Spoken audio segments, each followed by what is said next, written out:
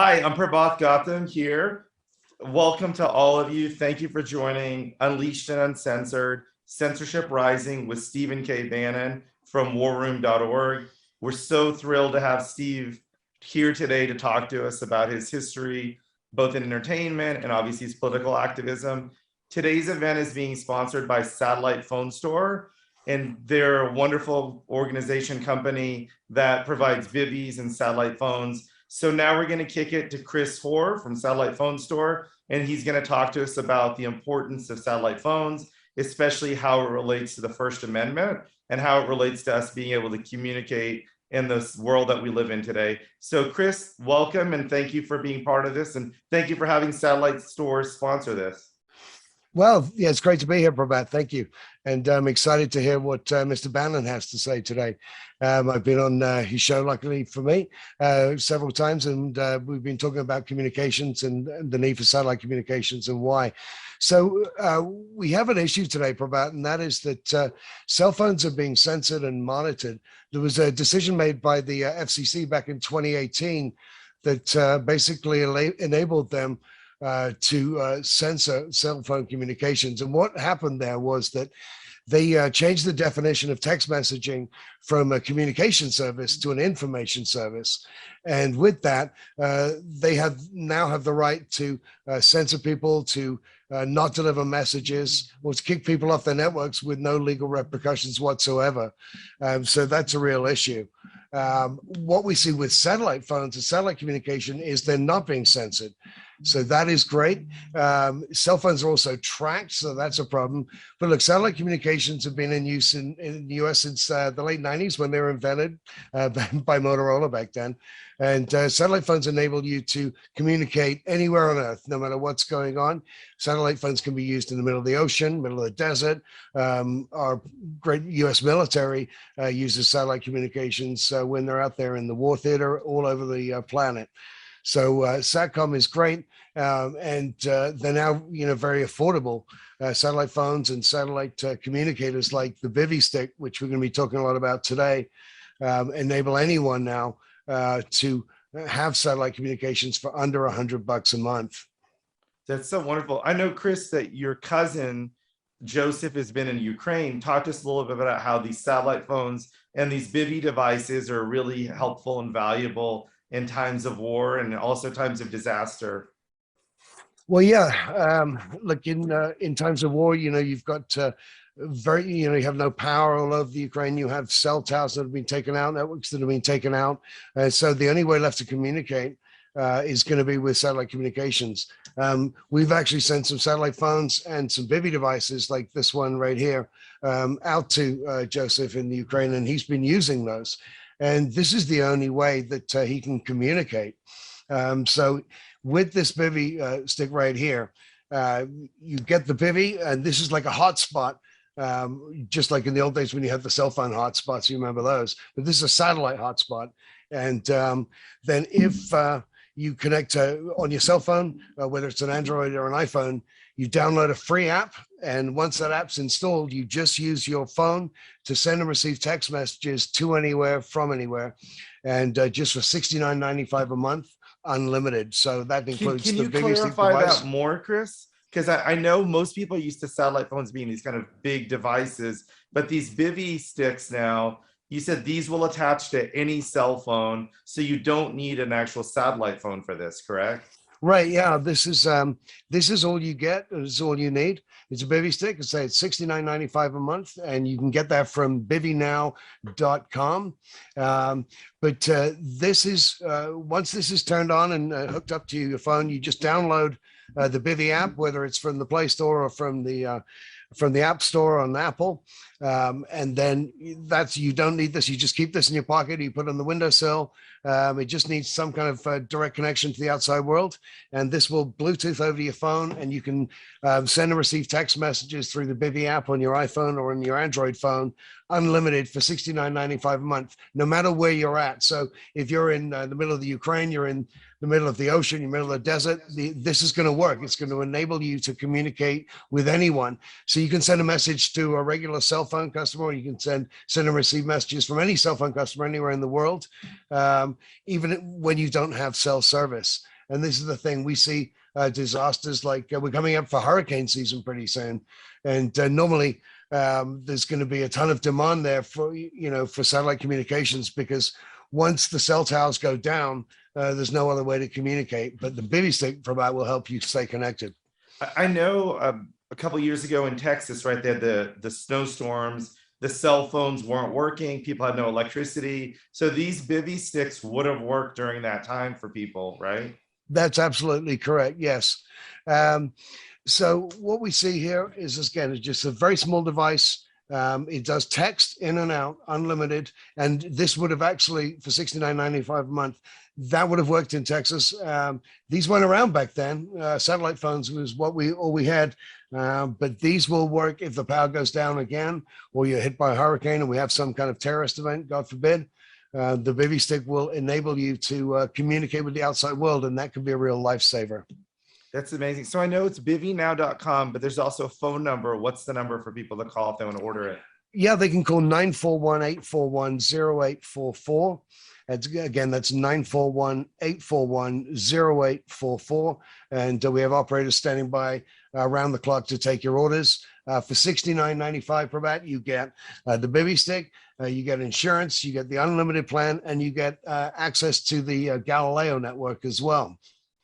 That's amazing. So I know, during this last 2 years with all the COVID crisis, all the issues with, all the technology, it's hard to get a cell phone now, right? So these Bivy sticks are really the best solution for people because they're so back ordered on the cell phones, correct? Yeah, listen, we've got a supply chain problem here across the planet with components, and unfortunately that's affected the supply of satellite phones. But Bivy is owned by a great company, ACR, and those guys were very smart. They stocked up on a lot of components before COVID. So they actually had a supply, and we are getting around 1,500 to 1,000 Bivvies in a week from them, and they're made right here in the United States. So that's great also. But yeah, there is not an unlimited supply of anything, unfortunately, Prabhat. And, that's a real issue when it comes to this, because 500 or 1,000 a week is not enough to service, this country when, if we have a disaster, we have a major power outage across the country, or we have a hurricane. So, if you want to be prepared, and I know that a lot of you folks watching out there are going to be, are into preparedness, you do understand that you can't just rely on everything that we, as standard. Like, you used to think that everything was fine, even if you're in the middle of Texas or Dallas, or, in the middle of Dallas, like when we had the snow event there, people in the middle of, one of the greatest cities in the world had no power, no phone, no internet. So it can happen anywhere at any time. Yeah, that's really important. And I know, everybody ran to get toilet paper, but this is so much more important than toilet paper. Like, being able to communicate with your loved ones all over the country, all over the world is so valuable for people. Absolutely. And I had a question here from Rachel, and she was asking if the other person doesn't have a Bivy, can they receive your messages? And yes, Rachel, absolutely.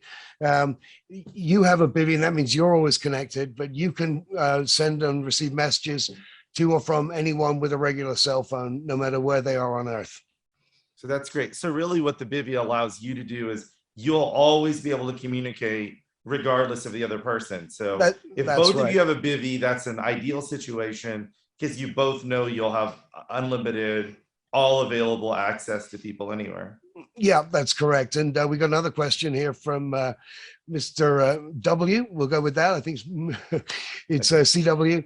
How are the Bivy sticks powered? So the Bivy sticks are just charged up. There's a little USB charger that comes with them. And then the life on these is a long time. It seems to be days before in between charges.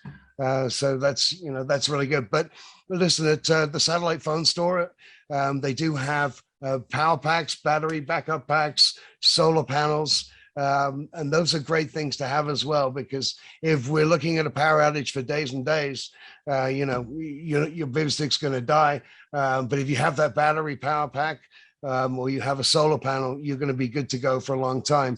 And you can get that at bivvynow.com. That'll take you right over to Satellite Phone Store. And they have a special package that's, I believe it's around $170. And that includes a battery pack and solar panels. And I think a Faraday bag as well, Prabhat. Oh, that's amazing. Well, one thing that I know, especially now, everybody's always worried, oh, if the electricity goes down, what do we do? Your laptops, right? Your laptops, you can plug right into that with USB. So, there's a lot of outlets, and then people have the external chargers as well. So that's great. But that whole package deal with solar, that's wonderful for people. Yeah.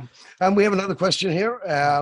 And that's from Margaret G. And she was asking if you have to buy a specific service. And what we're focused on is the one, there are a couple of options, but the $69.95, Margaret, gets you the Bivy stick, gets you insurance, gets you Galileo.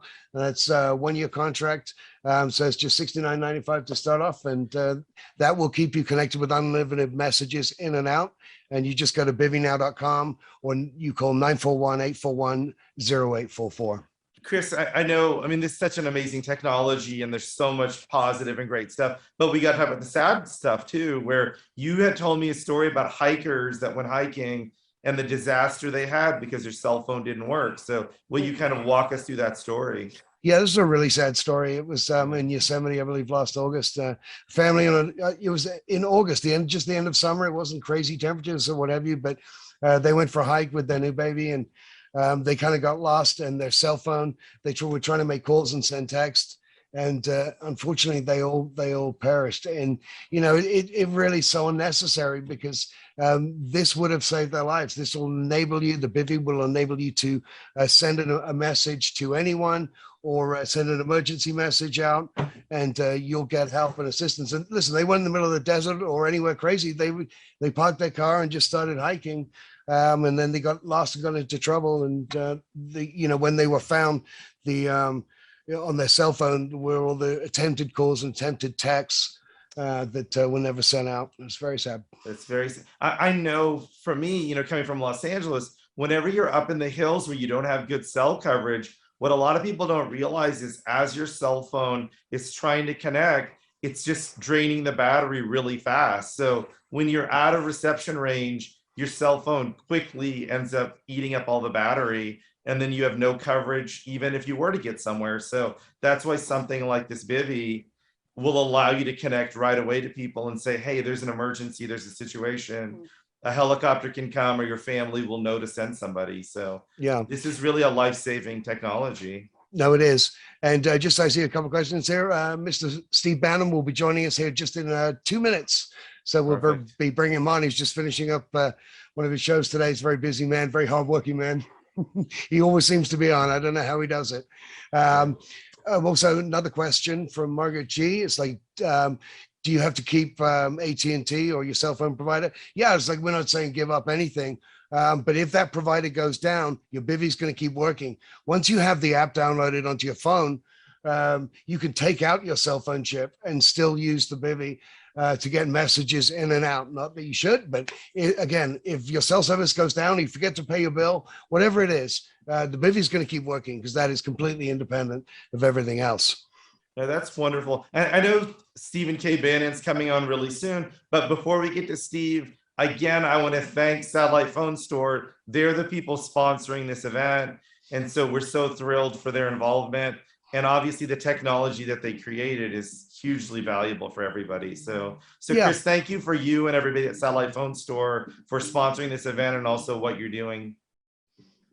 Well, absolutely. No, it's a real pleasure. And I'm very excited to talk to Mr. Bannon about, his issues with censorship, or his experience with censorship over the years, and see what he has to say there, and what he thinks about what's going on today. And so I think we're going to be bringing him on just in a minute here, and we'll see what's going on. That's wonderful. So Chris, I know for you, you talked about how these satellite phones, what they allow you to do is have direct communication. And you had told me, especially during this pandemic time, where when people would type certain words, that was being censored, correct? That's correct, yes. Yeah, and that stuff I hadn't known. A lot of people didn't know that regular cell phones are being censored, and that's a problem. Yeah, it is. And, the issue is that this decision that came about in 2018, again, that enabled them to, enable the cell phone companies to censor without any kind of legal repercussion. So, it is what it is. But look, I mean, they were censoring the word keywords like COVID and vaccine. Steve Quayle, who's on the Galileo network, he'd sent out some messages about the vaccine, and they were never delivered, and our account was shut off because of that. So, with that said, I think we're getting ready to bring on Steve, and he's just over there at warroom.org. And Steve, can you hear us? Hear you perfectly. All right. Perfect, Steve. So I wanted to just really quickly say to everyone, you all were here to see Stephen K. Bannon.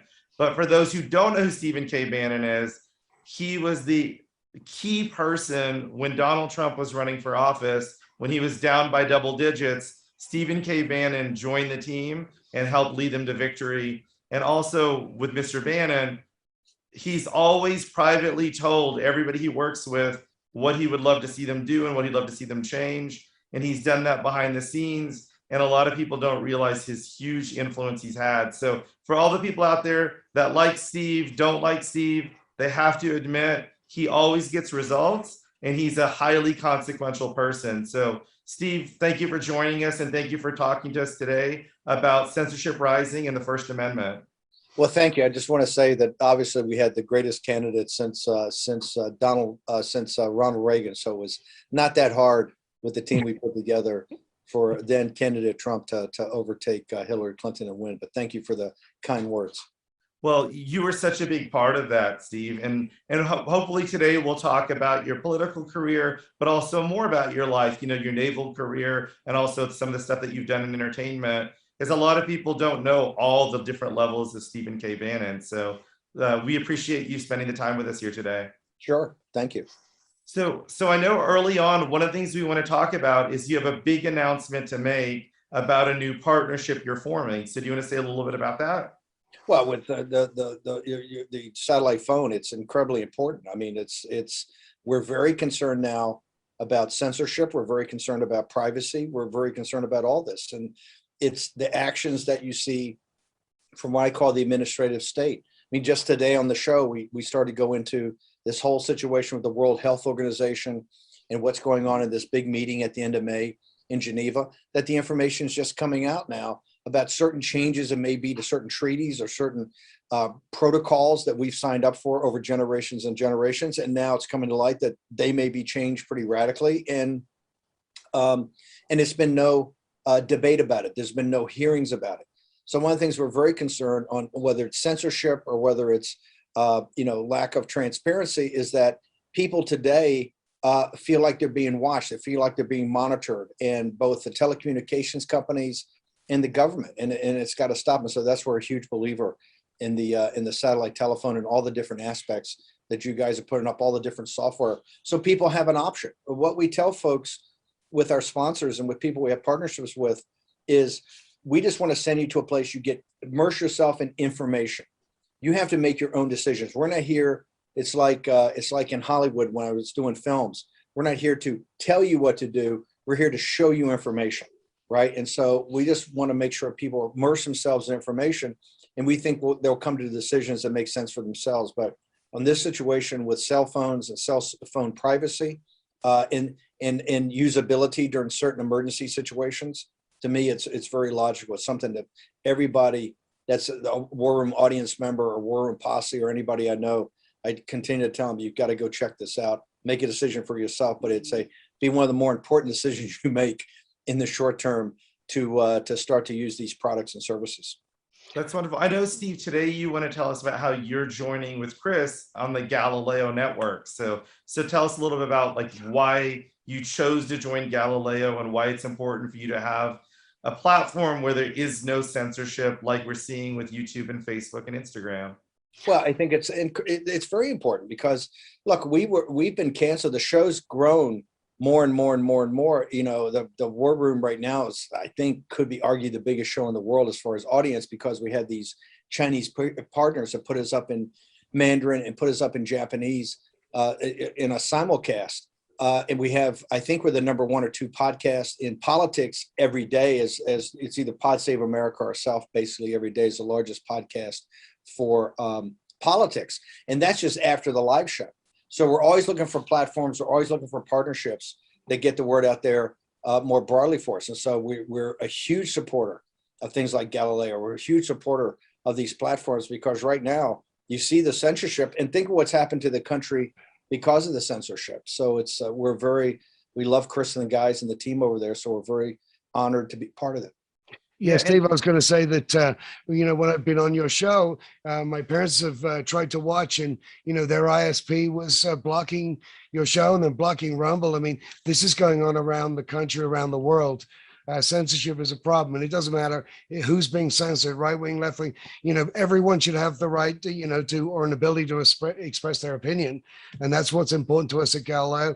And that's also what's so great about the cell phone, the satellite phones, and the bivvies, that they're not being censored at the moment. They're one of the last places that free speech is available. Let me say one thing about this too: is today is a market meltdown. Right, as we've been talking about for months and months and months, as markets are only going to get more turbulent. As you know, the economic system, you've got the situation with fertilizer. We're now seeing the beginnings of real problem producing food globally. Prices are blowing up. I'm talking to industrialists all the time. They're saying the parts they're getting right now, when they can get them 90 days, 100 days late, they're marked up 15, 20, 25%. We're in the beginning of really a fourth turning, as we've talked about, and particularly on the economic side. In that regard, everything you've seen about censorship, everything you've seen about blocking of platforms is not going to get better, right? It's only going to get worse. And that's why you've got to have options. You have to have optionality in your life to be able to be on platforms, whether it's your own communications or what you're watching, so that you can have free and unencumbered access to that. If you don't have that, you're going to find yourself in a jam. That's why I tell people, go immerse yourself in this information now. Go to the site, find out what the guys have to offer, look at the products, look at the services, because it's something you've got to get ahead of. You can't wait to make those decisions 100 days from now, 6 months from now. These are the types of foundational elements you need for your life, right? Like we talk to people about gold, we talk to people about crypto. We're saying, hey, go immerse yourself in this now. But you've got to set up kind of an infrastructure around your life that you can proceed unencumbered at your option, not that other people are deeming and making your world smaller and smaller and smaller, because that's what they're going to try to do. So that's why we're so proud to be partnering with you guys. Yes, Steve, when I first came on the show, we still had satellite phones available, and thousands of them. And then when the Ukraine situation started, they were just gone, and now there's no more. So it's like, hey, we're saying, I want to talk about that, because when we first came on the show, people were telling me, Steve, what do you think about the satellite phone? I said, look, it's a fabulous device, and just knowing where the global supply chains are, if you're interested, I would do your study, self-educate yourself, and hit the bid if you're comfortable, because you're going to see supply chain backup that this is very quickly going to become a scarce resource, and then it's going to take months, if not years, to get in. That's what I'm telling people today. Do your homework, immerse yourself, find out what you go, ask a ton of questions, and then make decisions and action, because particularly with global supply chains today, this is going to get worse before it gets better. Yeah, you're absolutely right. And what happened after the first time went on, that's exactly that. And they were all gone. And we were glad to find the Bivvy device. And again, just go to bivvynow.com or give them a call at 941-841-0844. But Steve, we had a couple of questions here, if you don't mind, we wanted to ask you. I'll just start with the first one, and then Prabhat can take it from there. Yeah. But was there a reason way back when that you got into politics in the first place? What drove you to become who you are today? Well, I didn't, I really had, through military service and then working on Wall Street, and I had my own firm, I kind of avoided direct involvement in politics. I really hadn't given much money. I gave some, I think, in the early 2000s. But it was with 9/11 that I realized I started making films that I thought had a political basis for it, and really made a film in 2004 about President Reagan taking down the Soviet Union, because I thought it spoke to the issues of how you have to take 100 years or longer to confront radical ideology like radical Islamic Jihad. And then I couldn't find another topic really to follow up on. And then the financial crash of 2008. So really my activism in politics came from the financial crisis of 2008. When I saw, which I had been predicting with some of my partners about doing things with our money, that this was coming. When it came, in the financial collapse, in the way that the media spun it, the way that there was no accountability, the way it impacted a guy like my dad, who was in, I think, his 80s at that time, who's kind of your steady Eddie, basic American citizen, right? The little guy. To see what happened there really kind of really got me involved in politics and really radicalized me to the degree of actually seeing the way the system works with Washington, Wall Street, and all that. I kind of understood the economics of the system, but I was fairly unsophisticated about the politics of it. Although, I read the New York Times every day, Wall Street Journal, went to all the sites. So it was really in 2008 began my political journey.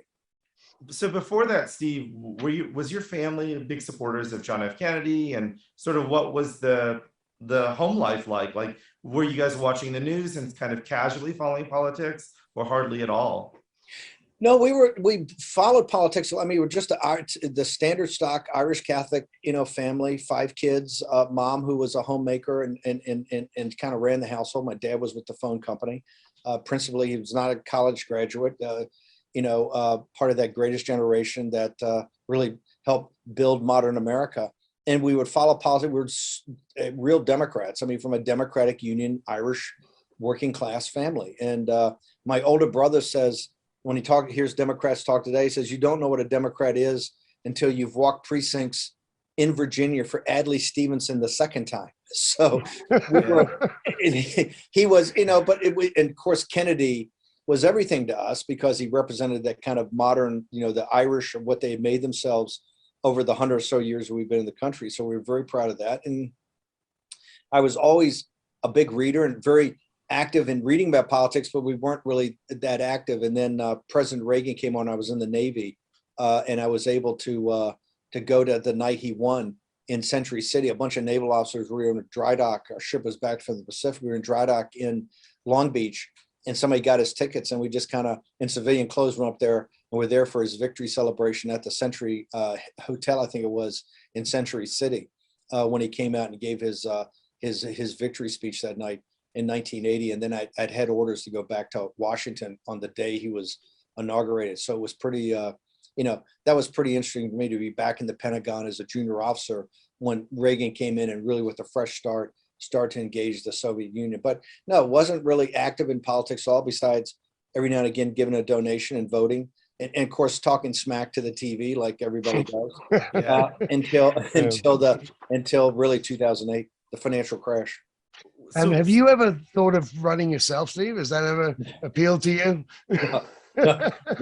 No, not at all. And I got to tell you, for the you see somebody like President Trump, who I don't think people realize that he did not have to do this. And people say he's a narcissist, it's all about ego. When this guy, it's the farthest thing for a guy in his 70s at the time, I think 69, 70, to step back from the great life he had. Remember, he's buying courses that are going to be in the Open Rota with the Royal NH and in the British Open, the Open Championship. He's buying championship courses in the United States that they're going to play PGA and so on, the majors.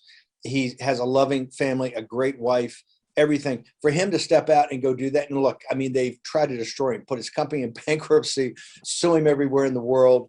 It's nonstop, and it takes, and you see this with everybody today, the politics of personal destruction. And look, I consider myself a pretty tough guy and can take incoming, but I really like what I'm doing, kind of being a strategist and really working with the grassroots, working with people to get them motivated. I'm a hardcore populist and nationalist, and what excites me most is getting people, because there's no one individual, even as great as President Trump, he would tell you he's the leader of our movement, and he'll be president again in the next presidential cycle. But it's really a grassroots populist movement, and that's what I get the most excitement about, working with folks at the grassroots level and making sure they're engaged. And then you're going to see huge changes in this country and the world.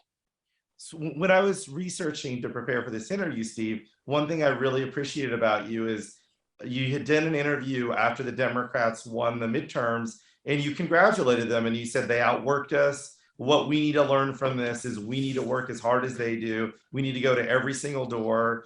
And you looked at it as not, we lost, we're going to whine and complain. We just got to work harder. And I think that's such a rare thing in the political environment we're in. I think everybody wants to blame a loss on something outside of themselves. And you always have the perspective, what can we do more to win next time? No, I said this in the summer of 2018. I was going around, I went on Hannity early in the spring and said, if we don't get focused, they're going to win 30 to 40 seats.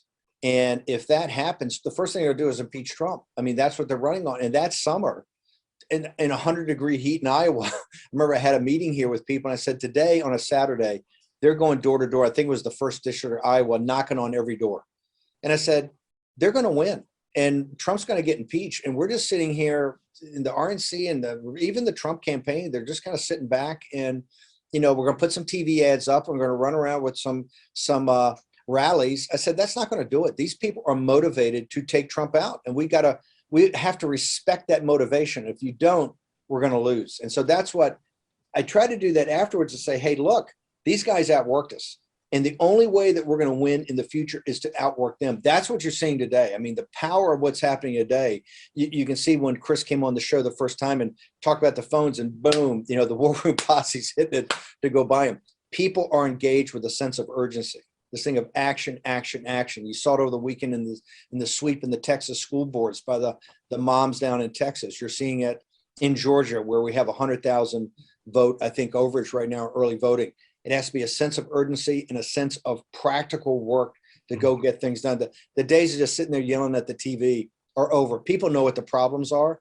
We just got to get engaged and go solve those problems. And so hopefully, I think you're going to see in 2022 midterm, a complete reversal of 18 in which they're dispirited, they're not doing the work, they're bickering with each other, and that we're on point and we have a sweeping victory. Because remember, the thing I say about 2022 is we have an opportunity to have the total and complete destruction of the Democratic Party as a national political institution, all the way from school boards and local DAs, all the way up to the House and the Senate.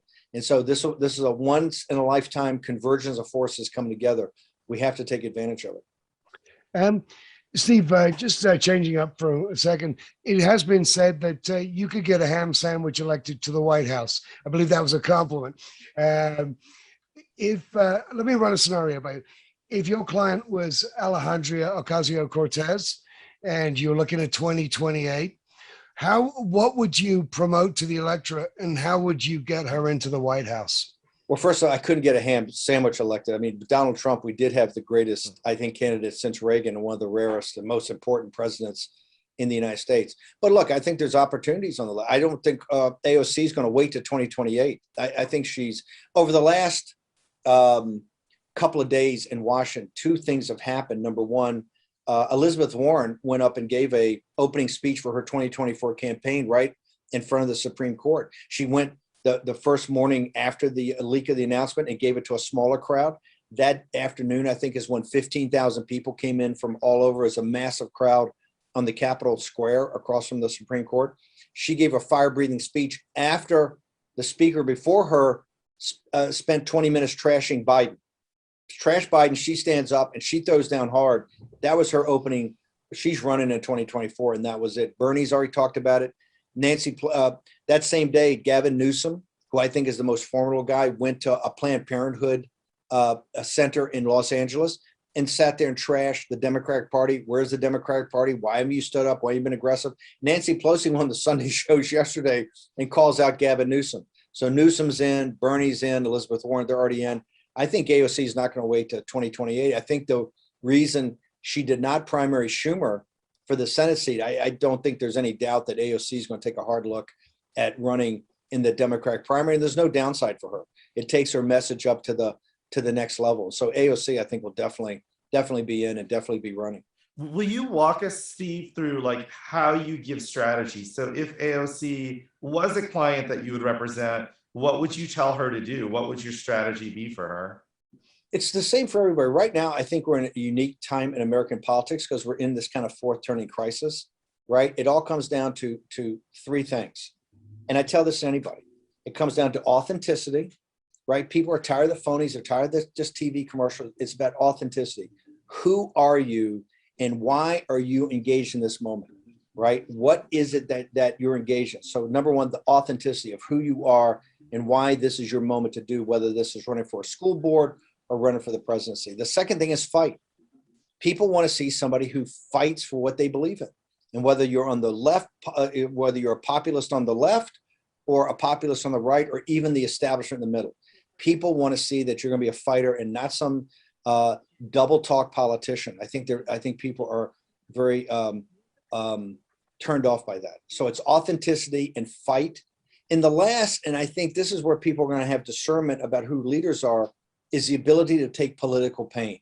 And what I mean by that is that the decisions we have before us, there are no easy decisions. There's no easy things. That the country is very divided culturally.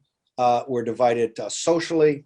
We're divided, obviously, politically. But more importantly, there's these deep, deep issues with economics, with globalization, with economic nationalism, with how do you keep a capitalist system, but yet put the benefits of capitalism, spread them out more and get rid of the concentration of wealth that we've had. So people are looking for who are those candidates are authentic, will fight, and can take political pain. In other words, don't give me happy talk. Tell me exactly what you're going to try to do and then stick with it. I continue to go back and tell people Paul Volcker at the Federal Reserve and Ronald Reagan in the late 70s and early 80s had the ability to lay out to the American people what a plan was to basically take the country back from the brink of what had happened with inflation, the economy, and the beginnings of globalization, and really wring out inflation. That was incredibly tough. Remember, there was a time in 1982, I think the interest rates reached 22%, 22%, if you can imagine that. And but it took the ability to take 2 or 3 years of political pain, of poll dropping, of people criticizing you, of saying you're incompetent, don't know what you're doing, to stick with your vision. So that's what I would tell anybody. Be authentic, show people you're a fighter, be a fighter, and then show people that you can advocate solutions that are not easy solutions, but you believe are doable and that you can withstand the pain to actually execute them. And that's, to me, anybody, regardless of what the underlying content of your ideology is. So I know you've said a lot about your sort of criticism of the elite political class that's always there, right? The Pelosi's of the world, the people that are there for 30, 40 years.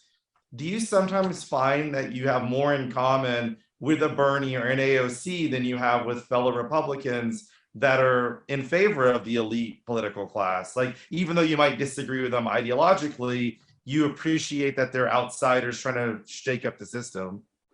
Well, let's go back to 16. It's not that ideologically I see commonality, but remember, Trump won in Pennsylvania. Trump won in Ohio. Trump won in Michigan and Wisconsin, and even in Iowa. Trump won what they call the blue wall because we had X% of Bernie voters, X% of traditional working class Democratic voters that voted for Trump.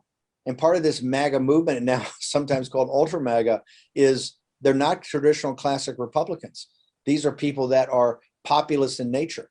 So no, I think that right now, and I actually think that categorizing people Republicans or Democrats or even liberals or conservatives is a old way of looking at it.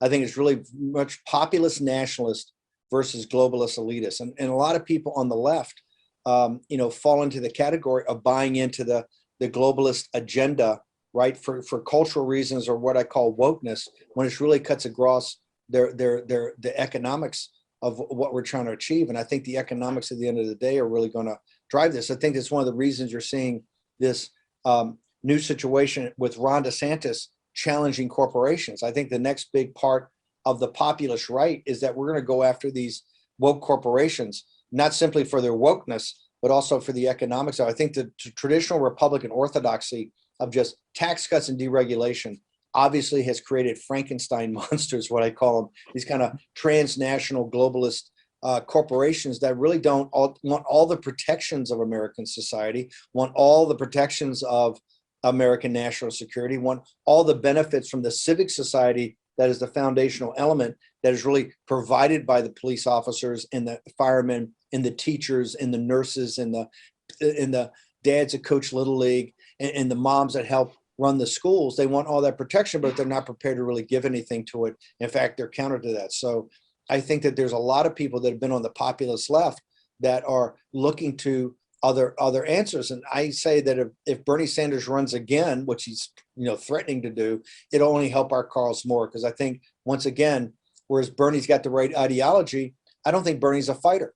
I think he's had 2 shots to take on the Clintons, one to take on the Clintons, a second to take on the establishment as epitomized by Biden. And both times it was a pillow fight. These are not pillow fights. These are knife fights. You have to go in. It's very nasty and very hard, but you got to do it. If you're going to take on the Clintons, you got to take them on like Donald Trump did. If you're going to take on the establishment, you got to take them on, because they're going to come and try to rip your face off. So you've got to go on the attack. And so I think that's why there are many people out there, particularly what I call the Bernie bros, that are all potential voters in our cause. You're seeing this now across the country. Youngkin's victory was not just a massive MAGA turnout, but it was suburban moms, a lot of whom would spit on the floor at the mention of Donald Trump's name. You're seeing that down now in Texas, in the Rio Grande Valley, South Texas, and where working class Hispanic Americans are, I think, voting for us now at almost 50% levels. You saw it in the school boards over the weekend, overwhelming support from the Hispanic American community, because they're cultural conservatives, and they don't want the woke agenda in the school. They don't want the CRT. They want their kids to be educated for the 4th industrial revolution jobs. So I think it's natural. And I think that's why this populist movement on the right is growing every day. And this is not classic country club standard Republicans. And that's the reason that the Mitch McConnells and the establishment hate Trump, hate War Room, and hate me more than they hate the Democrats. No. Steve, I just want to remind you that we do, I know you're very busy today. We appreciate being on. If you need to run, please, we'll let you go. But I've got a few more minutes. You guys keep going. I'm gonna say this about Steve. By the way, everyone go to warroom.com. warroom.org. Steve recently did a talk at Oxford, and he missed his plane, even though protesters were outside and protesting him, but he wanted them to have a voice and be able to be heard. So we really appreciate that about you, Steve. No, the Oxford thing, look, it took an armored personnel carrier with the police to get through to the university. Now, those were all outside protests. Inside, there was a huge protest too, but I want to give I want to give the students there to find out what's so dangerous about what I have to say. What's dangerous about it? I actually go after the central part of the problem, and that is the global economic system. And we're not going to set things right in this world until we deconstruct globalization and get it back to economies that work for the working class and their own individual nations. And I can understand why the establishment finds that scary, right? Because it's going to cut into their privilege. It's going to cut into the economics. It's going to cut into this massive concentration of wealth that the founders of our nation, and look, England's our mother country. The founders of the English nation never anticipated an oligarchy like really runs the United States today. The oligarchs in Silicon Valley, the oligarchs on Wall Street, these corporations, along with the permanent political class, which are kind of they're on retainer to them, right? They're their paymasters. So no, I understand why they consider me dangerous, and I hope to be dangerous in taking this system apart so that it works for all people, whatever your ethnicity, whatever your race, whatever your religion. If you're a citizen of this country, this economy's got to work for you. You're the paramount. You're the top of the heap, not the bottom of the heap. And unfortunately, that's a system we have today. Steve, we see with the World Economic Forum talking about censorship in a whole new light. They want to, an unelected body, would like to see only approved people on the internet and approved content that's approved by them. As far as I'm aware, Steve, they're not an elected organization. They're just a bunch of rich and connected, powerful people. What do you think about them? I think this is what they're looking to do. The reason I'm proud to be partnered with you guys. And I think it's why people's got to start looking for technologies like satellite phones, like BV, like these other alternatives. This is a very scary time, and we're putting up a heck of a fight. Particularly, I think we're punching above our weight class. That being said, the forces aligned against the individual in this world today are enormous, and are unlike the power of any forces aligned against individuals in this long fight for freedom. If you look back thousands of years, right, on every continent, how every different race and nationality has done it in their fight for more individual liberty. and you look back to the great revolutionary generation of 1776, they would be shocked and stunned today of what this country's turned into as an oligarchy and the concentration of wealth and power. This is not what they fought the revolution for. They fought the revolution for exactly the opposite.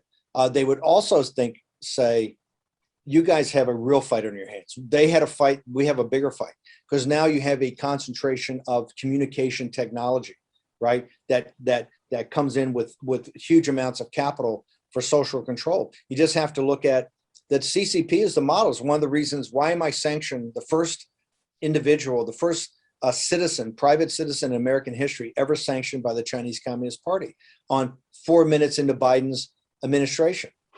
They did it for the simple reason, as Josh Rogan's book said, I had the super hawks, which I don't believe the CCP is a legitimate government. I think it's a transnational criminal organization.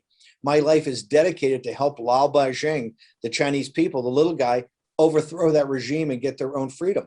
But if you look at the model that the CCP has come up with in conjunction with their partners throughout the world, in Frankfurt, in the city of London, in Wall Street, in the global corporations and global media, if you look at that model, it's based upon you're literally using advances in technology for social control. You see that in social credit score. Look, as we're having this webinar right now, there are 400 million people in China under some form of lockdown, hard lockdown. Shanghai, which I've lived in the French concession, is one of the great cities in the world. One of the great cities in the world. It's massive. It's 26 million people. I think it's 2x what New York City is. Right now, it's in 100% lockdown. And people are not, people are going through massive psychological damage. They're going through, under some pretense, we think of a zero COVID policy, but even that is uncertain. The only way that can happen is with social credit scores and complete ability to shut you down on a communication side. This is like the firewall, but brought into everybody's living room in China. If you want to see what the future could hold for you, just look at what's happening in China, because the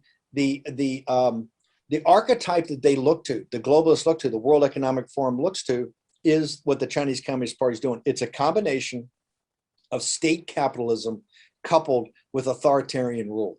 Okay, that is the model they want throughout the world. That is the model that the World Economic Forum puts through, where they have control. This kind of Plato's class of the republic, of these guardians, of this elite that comes through the certain university system and has more knowledge, right, that they use then to apply with power that can oversee the masses of the world for their benefit. Well, nothing should be scarier. And if you look at the Chinese Communist Party, just look to Shanghai, what your future holds. So when you go on today and want to check out the satellite phone and all the other, Galileo network and all the other products and services of the satellite phone store, just remember what's happening in Shanghai. Because if we don't start to turn things around in the West, that's coming. It's already here to a certain degree, okay? It's really coming, but it's really coming quite rapidly. And that's why I think guys like DeSantis and others are taking on these corporations is the first step in this populist revolt, from the school boards in Texas all the way to the primaries you're seeing right now, to eventually this hopefully destruction of the Democratic Party in November, is so central to this, really this global fight for freedom. Isn't one of the problems the crony capitalism that you've talked about, you made films about, where in China, right, you have the government that's surveilling everyone, but in the US, you have these private corporations that are doing that in conjunction with the government? And why are the Facebooks and the YouTubes censoring people that are just giving a different perspective? You're 100% correct. Look, crony capitalism is that form of state capitalism. Remember, they want the concentration of these industries down to a handful of, like in big tech or big pharma, or right now on financial, we have things like BlackRock, $10 trillion under management. These massive, massive financial institutions that control so much of the financial wealth. The government wants that concentration of power to a handful of companies. Then in partnership or in control, just like in big pharma with the pandemic, just like big tech with their national security state. They're actually business partners. And that's why state capitalism is just a version of control. So you have authoritarian government and state capitalism. You see in here. We used to call it crony capitalism. In fact, when I first started in this, we were making things about, isn't this terrible, all this? Like the fights we used to have with Obamacare. That is so small to the issues we face today and the way these issues have metastasized in the last 5 or 6 years. And the reaction to Trump has triggered these people so much. And that's why we're in a fight for our life. But what used to be called crony capitalism and was, the benefits and the deals that were cut here by the lobbyists has now been metastasized to something much darker and much more dangerous. And look, we're seeing capital markets meltdowns like we haven't seen. We have a dual situation here where not just a stock market collapse, you're having a bond market collapse at the same time with increasing interest rates. We have not been, look, it's the worst performance of the bond market in a year to date so far since 1920. Okay, over 100 years. One of the worst performances of a stock market. And you've just seen the beginning of this as we start to pull back the easy money that has kind of greased this system, that the corporations in this kind of state capitalism love the Federal Reserve just to continue to print free money for the concentration of their own power and the concentration of the top 1%'s own wealth. That's all got to stop because that is on the shoulders of the deplorables. Remember, you're the ones that pay for all this. It's your sons and daughters that are deployed to the 100,000 troops in the Baltic and Poland right now, ready for Ukraine, all sons and daughters of the deplorables. The kids down that were in the Hindu Kush, but man, all the bases and the ships in the Persian Gulf and North Arabian Sea in the Middle East, all sons and daughters of the deplorable. Straits of Malacca and the South China Sea, the exact same thing.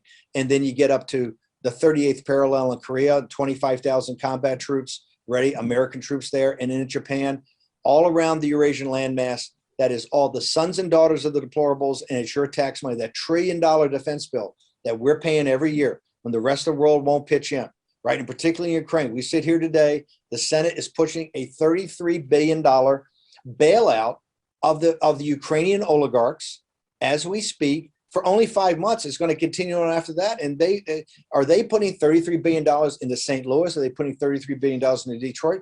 Are they putting $33 billion on the southern border of Texas and Arizona to stop an invasion that clearly has already let in 1 million illegal aliens last year? And on point, if Title 42 is pulled off, they have 5 million this year. They don't do any of that. And it's one of the reasons, quite frankly, people are not dumb. Okay, people are not dumb. The illegal aliens coming up through the world are rational actors. They're seeing that they're being invited in. Hey, they got one shot to get here. I'm going to take it now. Everybody on this webinar would do the exact same thing.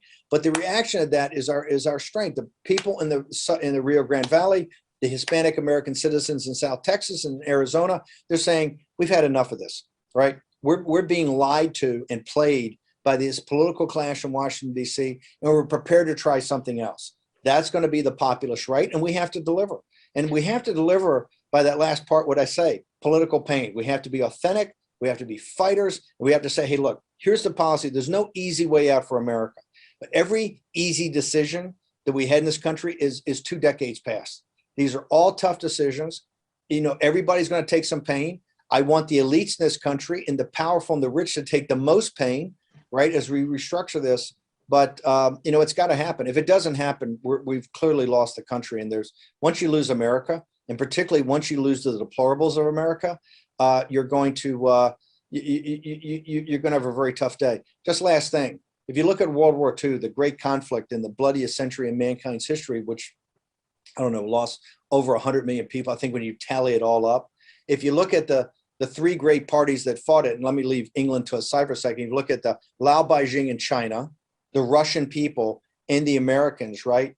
The Russian people have already been abused by, 70 years or 50 years of a Soviet dictatorship. And now they've had the KGB guys like Putin there that are just another type of imperial power that's ruled them, to their demise. And they gave up, 40 million people in World War II. Lao Beijing, the Chinese, 25 or 30 million in World War II. And they've been ruled by, quite frankly, something that the United States State Department eventually let come to power, and that's the Chinese Communist Party. In 1992, when Tiananmen Square happened, the Bushes flew over there and propped up the Chinese Communist Party. So the Chinese Communist Party has ruled over them as they're their slaves. The other great ally we had in World War II, and now the American people are invaded. Their economics is crushed. They're under social control. So the third great party that took down the fascists in World War II? The Chinese people, the Russian people, and the American people. Look what's happened to them. And I'm going to tell you that's not going to, if you have me bet, I'll bet on those three people every day. I'll bet on the Chinese people. I'll bet on the Russian people. And I'll certainly bet on the American people. You unite those three people, not their leaders and not their corrupt systems. You unite those three people, I think the world will be a pretty good place. And if we're to get to the sunlit uplands, somehow that has to come together. And that's why I fight for this populist nationalist agenda every day and ultimately take down the Chinese Communist Party. Steve, one of the things that you said, which I think a lot of people don't hear a lot of Republicans say, or a lot of people say, is that if somebody makes over $5 million, you think they should be taxed at the 44% tax rate. What do you think about private corporations' involvement in the political system? Because isn't that one of the biggest, impacts on the First Amendment? Because these corporations are buying their way in a way that the little guy, the average person can't. Yeah. So how would you change the political system? Well, first of all, I'm not a believer. Look, the courts have ruled I obviously know Dave Bossie, he's a good friend of mine, but Yes. I was never enthusiastic with the Citizens United rule. I think there's way too much corporate money. And when I say corporate money, I tell people it's not on the right, it's on the left. There's way too much corporate money and it coming in on the left through these NGOs, through the phony way that they transfer wealth to these philanthropies, tax-free, and then use that as political weapons. That's what Zuckerberg did. No, I could shut down the left very easily if you let me go after taxes. If you let me go at the taxes, remember it's the woke. All the wokeness is financed by the great imperial families in this country. Remember, it's after one generation, the Ford Foundation, the Rockefeller Foundation. Look at all these; they're the most progressive, out of control foundations going. I'd love to take this on. In the White House, remember, I fought for not just the fairness and equity to raise taxes in the top 1%. And I was beaten down by the progressive Democrats that were in the White House, right? It was the progressive, the Gary Cohens and the Kushners and the Mnuchins were all the guys that heads blew up. The Wall Street Journal the next day, got to get Bannon out of there. It was also practical politics. I said, you start taxing the top 1%, right? You're going to take the political pressure off of the Bernie Sanders and the Elizabeth Warrens. And eventually the Bernie bros are going to start coming over your side. I think we have to go after the bailouts of 2008. Remember, on the day that the financial collapse happened, we had a face amount of debt of about 6.3 trillion, which had exploded in the Iraq War, but 6.3 trillion. The balance sheet of the Federal Reserve is about $800 billion, $880 billion, I think it was.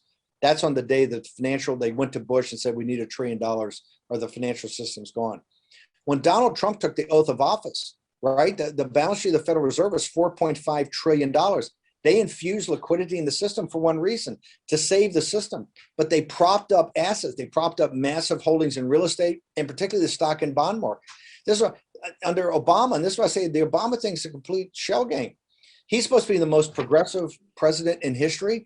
The greatest concentration of wealth before the CCP virus ever in American history happened on his watch, from 2008 until Trump took over.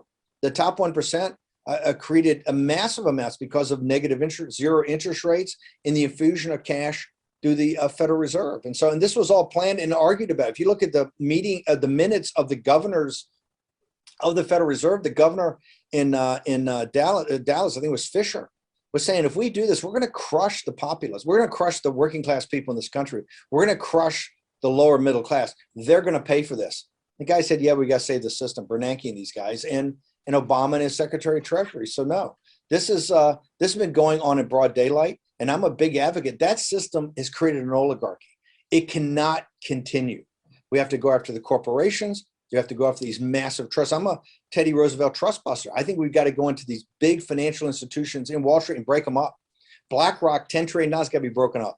Steve Schwarzman breaking up. Ray Dalio, all these massive money managers have to be way too much power, way too much unaccountable power. And they control this city. Don't think this is an easy fight. Of the enemies around the world that the United States has, and they are legion, okay, of bad hombres, you have many more working class and middle class people, a very political stripe, because remember, they just think you're a cog in the machine. Do you think they honestly care whether you're a Democrat or Republican? They do not. Do you think they honestly care about what you have to say about politics? They do not. They control the levers of power, and they're using them to enrich themselves and gain more power.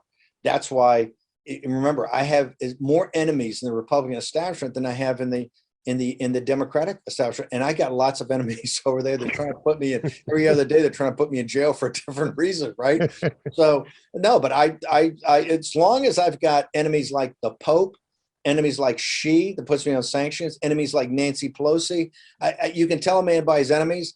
I got a pretty good set of enemies, and I go to bed sleeping every night knowing that I got an array of bad guys across from me, and they hate me for a reason.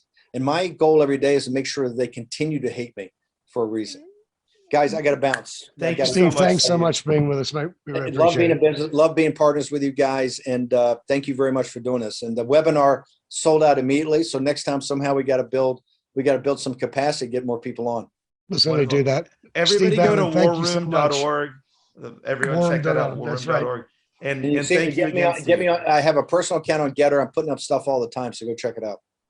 Wonderful. All right, Stephen. Thank Thanks, you so guys. much. Sure. Cheers. Thank you, Steve. All right, guys. Well, we're going to wrap it up here. Just go to bivvynow.com and you can get your bivvy for $69.95 a month. And we're going to be putting up a link of this webinar at uureplay.com so it can be watched. And that'll be going up tomorrow, Prabhat. Is that right? Yes, and thank you again, Chris, and everybody from Satellite Phone Store for putting this event together and sponsoring it. Thanks to Steve Bannon and warroom.org for Steve participating. And Chris, I really enjoyed Steve in his candor and his honesty. And, you know, I felt like we learned a lot. Hopefully all the viewers learned a lot as well. And we hope to have Steve back. And I know there's a lot of other wonderful people we'll have on as well. Absolutely, Prabhat. It was great. And thank you for co-hosting here. You know, I'm looking forward to the next one. I know who the next guest is, but I think we're going to be talking about that next week. So thanks everybody for watching. We appreciate your time. We hope you enjoyed what we had to, you enjoyed the show today, and just run over to the Satellite Phone Store, go to bivvynow.com or give them a call at 941-841-0844 while they still have some. I know the phones have been ringing over there, so hopefully they'll still have some left tonight, right? But we look forward to seeing you next time, and thanks for watching Unleashed and Uncensored.